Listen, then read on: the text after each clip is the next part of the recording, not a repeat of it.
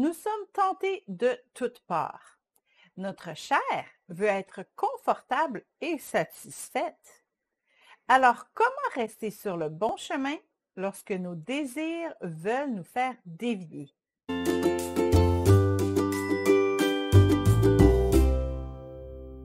La réponse est assez simple. Si vous m'aimez, gardez mes commandements. Jean 14, 15. Tout est une question d'amour. Dans ce verset, nous trouvons non pas un ordre despotique, mais une évidence.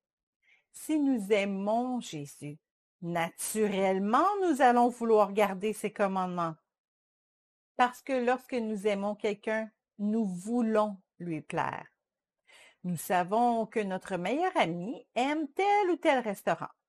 Et même si nous aurions préféré un autre endroit, nous allons l'accompagner parce que nous voulons lui faire plaisir. Il en va de même avec notre relation avec Dieu. Notre chair a des désirs qui sont souvent contraires à ceux de l'esprit, comme le dit Galates 5, 17. Nous sommes tentés par les plaisirs momentanés ou par des pensées déprimantes. Au lieu de nous battre contre ces désirs, nous pouvons avoir la victoire simplement en nous rappelant le sujet de notre affection. Est-ce que nous voulons plaire à Dieu par-dessus tout? Si nous aimons réellement notre Dieu de tout notre cœur, nous serons prêts à résister aux tentations, même à souffrir si nécessaire. Comment pouvons-nous donc garder notre flamme forte et puissante que toute autre étincelle qui pourrait jaillir autour de notre cœur? Eh bien, de la même façon que nous pouvons entretenir notre amour avec notre futur mari ou épouse.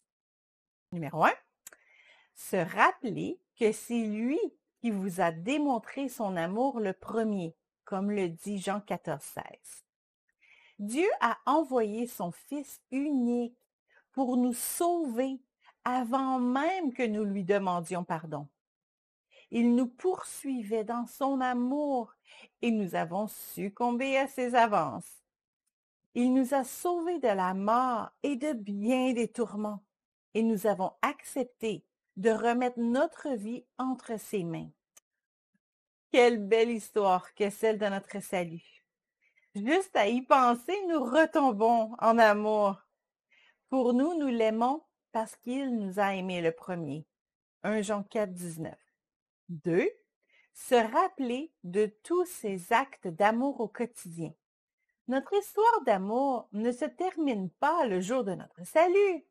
Cet acte héroïque qu'il a fait pour nous sauver était juste sa façon extravagante de nous déclarer son amour. Mais depuis ce jour, il continue à nous couvrir de bénédictions. Chaque jour, si nous sommes attentifs, nous allons voir ces petits bisous du ciel qu'il ne cesse de nous envoyer. Un verset juste au bon moment, un rayon de soleil pour nous réchauffer, un rabais inattendu, une bonne nouvelle, et la liste continue. Les bontés de l'Éternel ne sont pas épuisées. Ses compassions ne sont pas à leur terme. Lamentation 3, 22. 3. Se comparer à ceux qui n'ont pas cette bénédiction.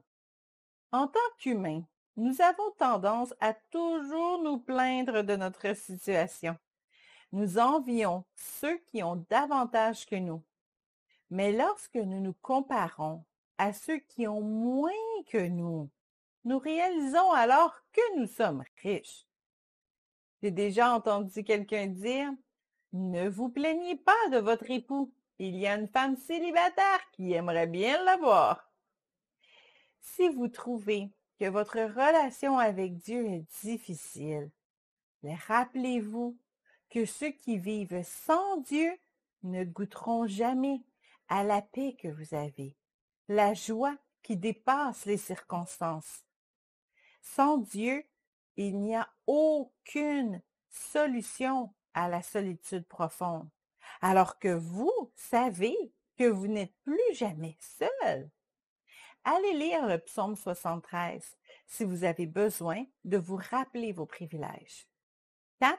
Se rappeler de notre engagement, notre confession. Dans un mariage, parfois, l'amour semble disparaître, du moins les émotions.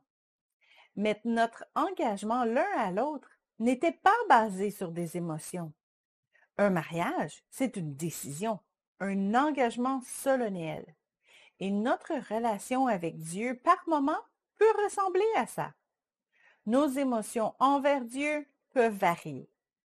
Parfois, nous devons nous rappeler que notre salut était aussi une décision de notre part. Nous avons choisi notre camp. Et puisque Dieu c'est fidèle, nous devons aussi l'être. Celui qui est fidèle dans les moindres choses l'est aussi dans les grandes.